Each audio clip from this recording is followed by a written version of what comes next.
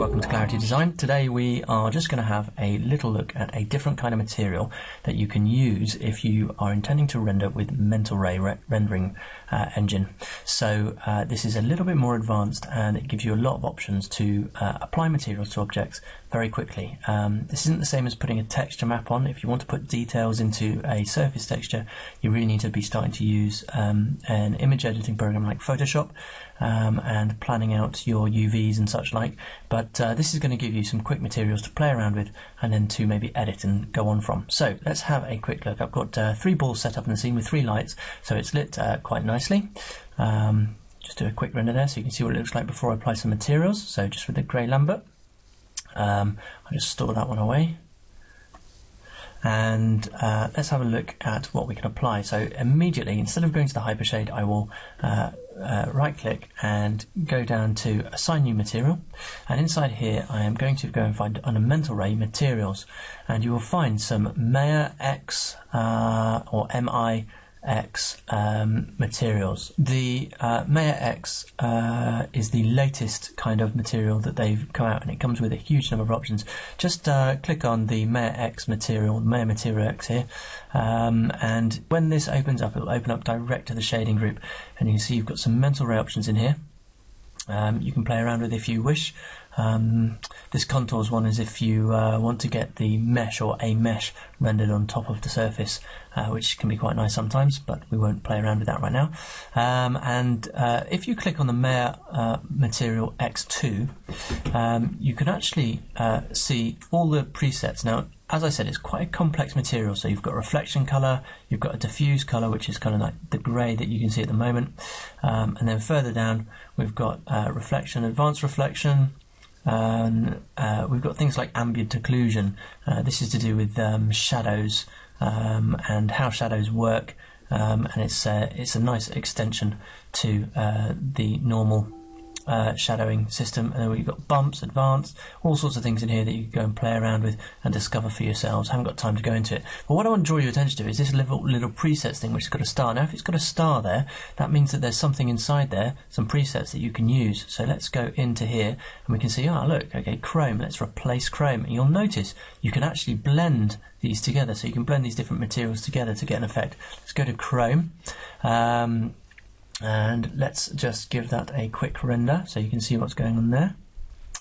Now you can see chrome is so reflective that you can barely even see it because there's no other atmosphere around it. You can barely even see it apart from the reflections that are going on there. So maybe actually this is quite a good one to maybe blend with something else. Let's see what this does. We probably won't still see much because copper is also quite reflective in this instance. How about if we go to something like a plastic? Let's go glossy plastic and replace some of that in there as well.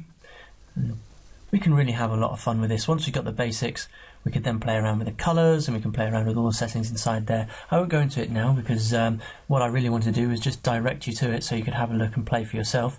You can see that lovely texture that's come out as the settings have been set up for this already. The roughness there you can see of the plastic has been set up, so I can reduce that, play around with it. Let's do another material. So let's have a look at the car paint. So let's go new, assign new material, Maya Materials, and inside here let's go and have a look at the car paint. Now this one with passes, this is to do with if you've set up render layers and you want to do a number of passes over a render texture to get some more detail in there, so you could do that if you want to. Now this is, oh, I've assigned it to both of them, never mind. So this is quite an incredible texture. It allows, it really tries to get the idea of the multi-layered depth of the fact that on metallic paint you get this the shine on the top, and then you get the depth of colour underneath and the specks of metal and such like. So you can see lint colour there. So let's just change that to a nice grey. We'll have a little bit of fun with this. So go through specular parameters, let's turn that down a little bit, maybe make it a little bit less shiny. Flake parameters, turn that down a little bit. And really it's just about going through and, like I say, playing around with it and having fun. So we'll just finish off, dirt, let's make it a bit dirty. Dirt weight, 0.2. Lovely, let's have a look at that then and render that. and we should see some quite nice textures coming out. So what a lovely easy way to generate some really nice textures if you're using the Mental Ray rendering machine. And you can see very quickly we've got some stuff in there, these quality shadows, these really nice reflections, this effect of kind of dirt on the surface, but the depth that seems to come from a car paint on a surface. Some really nice stuff going on there. So really have a look at it and become a discerning user of these by getting into depth with it and playing around with them until you're happy with the textures that you've got. It's not going to do a full job for you, but it will certainly do a good job to get you started. So I hope that's useful, and enjoy your Maya, MI or MIA textures. All the best.